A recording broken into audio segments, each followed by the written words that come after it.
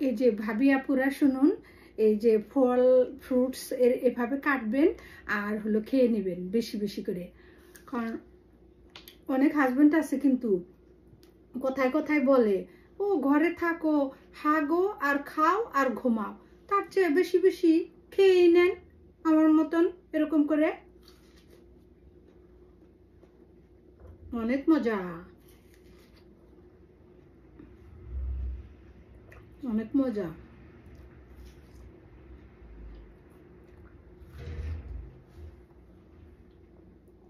কোনটা রেখে কোনটা খাবো?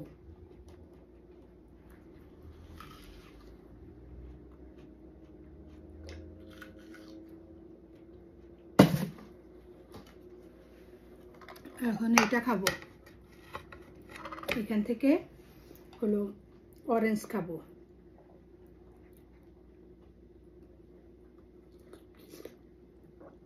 এই অরেঞ্জগুলি অনেক মিষ্টি, অনেক মজা। সাবধান, কোনো ভাইয়া রা আপু ভাবিদের কিচ্ছু বলবেন না, বউদের সম্মান করবেন।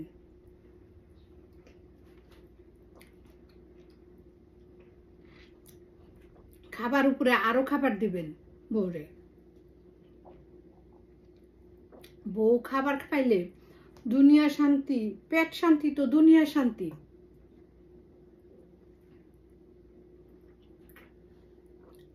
অনেক মজা।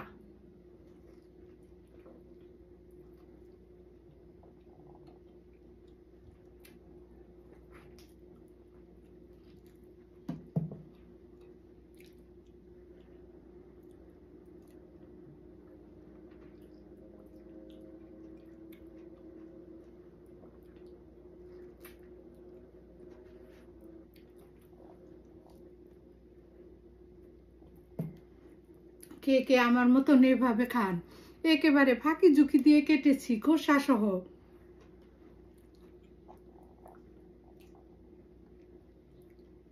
অনেক টেস্ট, অনেক মজা।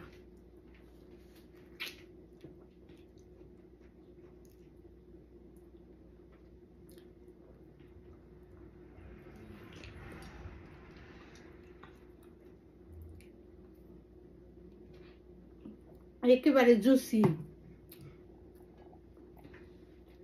ম্যাঙ্গো।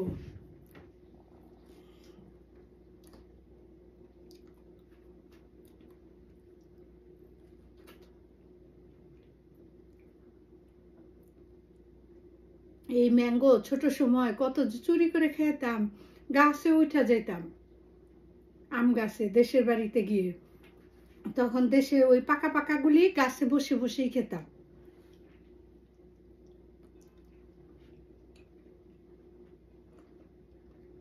অনেক মজা।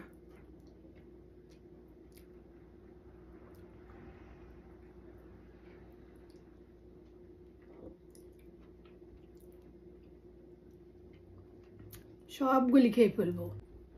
এই যে দেখুন ভাবি আপু ভাইয়ারা, তো ওই কাজগুলি তো শেষ করে শেষ না, তারপরেও আরো কাজ আছে। এই যে গ্লোভস পরে নিলাম, এই আরো দেখাই কি কি আনছি আজকে মার্কেট থেকে। এই যে কলিফ্লাওয়ার কিংবা ফুলকপি, কে কোনটা বলেন, এই যে এটা হলো ভাজি করব। কেউ মাছ দিয়ে, বড় মাছ দিয়ে রান্না করে, আমিও করি।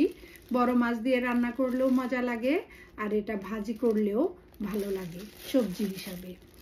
আর ওই যে কাটবো হলো সালাদ, সালাদ ছাড়া তো খাওয়া হবেই না, রান্নাও হবে। এগুলোও হলো কেটে কেটে নিব, লেটাস, তারপরে হলো কিউকাম্বার, টমেটোস, এগুলি সব কেটে নিব। কয়টা আপনাদেরকে দেখাই, দেখানোই হয় না।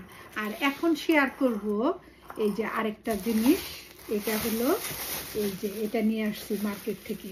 এটা হলো কচুর মুখী কিংবা কচুর ছড়া। এই যে দেখুন, আমি হাতে আগে এই যে এরকম মোটা গ্লোভস পরে নিয়েছি। এইটা একদম এই যে উপর পর্যন্ত ওঠে, কোনো আপনার কোনো হাতের কোনো হয় না, হাত কোনো নষ্ট হয় না। এভাবে পরে নিলে মাছ ক্লিন করতে কিংবা মাংস ক্লিন করতে খুবই ভালো। আর এই যে কচু কাটবো, হাত যদি চুলকায়, এগুলি আনছি হলো গার্ডেনের জন্য। এখন থিঙ্ক করলাম যে এখান থেকে আমি একটু মাছ দিয়েও রান্না করি, এই বড় মাছ আছে রুই মাছ, এটা দিয়ে এই যে কচুরমুখী বলে, কেউ কচুর সরা বলে এগুলিকে। এগুলি হলো আমি কিছু রান্না করব এখান থেকে কয়েক পিস, আর হলো বাকিগুলো আনছি আমাদের গার্ডেনের জন্য। গার্ডেনে অনেকে বলে কচুর শাক খাবে, কিন্তু বোঝে না যে হলো কিভাবে করবে। আর এই কচুর শাক আমেরিকায় এত এক্সপেন্সিভ। এই যে দেখুন এরকম অনেকগুলো মুখী আনছি, আমি বলি কচুর মুখী এগুলো। তো এই যে অনেকগুলোই আনছি, এগুলো হলো কালো পলিথিন দিয়ে বেঁধে রেখে দিব। এই যে এই পলিথিনে আনলাম, এটা ফেলে দিয়ে একটা কালো পলিথিনে সব ঢুকাবো, তারপরে অন্ধকার জায়গায় রেখে দিব, কোনো একটা ডয়ারের ভিতরে কিংবা যে জায়গায় আলো বাতাস ঢুকবে না সে জায়গায় রেখে দিবেন। 1 সপ্তাহ পরেই এই যে দিক দিয়ে হলো গাছ উঠবে। এই কচুরমুখীতে একটু একটু করে গাছ হবে, তখন হলো টবে মাটিতে লাগাই দিলে একদম 2 সপ্তাহের মধ্যেই কচুর শাক হয়ে যাবে। এই কচুর শাক তো আমাদের আমেরিকায় অনেক এক্সপেন্সিভ, এই কচুর থেকেই হয় কচুর শাক। এগুলি গার্ডেনের জন্য আনা হয়েছে। আর এখনই কিন্তু একেবারে উত্তম সময় ভাবি আপু ভাইয়ারা, যদিও আমেরিকাতে অনেক ঠান্ডা, আজকেও প্রচন্ড ঠান্ডা, এই যে আমাকে দেখেই বুঝতে পারছেন, কিন্তু 2-4 দিন পর থেকেই ঠান্ডাটা কমে যাবে।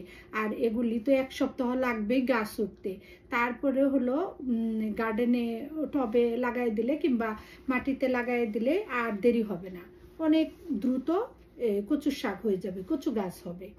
ওটার থেকে কচু ডাটা উঠিয়ে উঠিয়ে কচুর শাক খেতে পারবেন ইজিলি।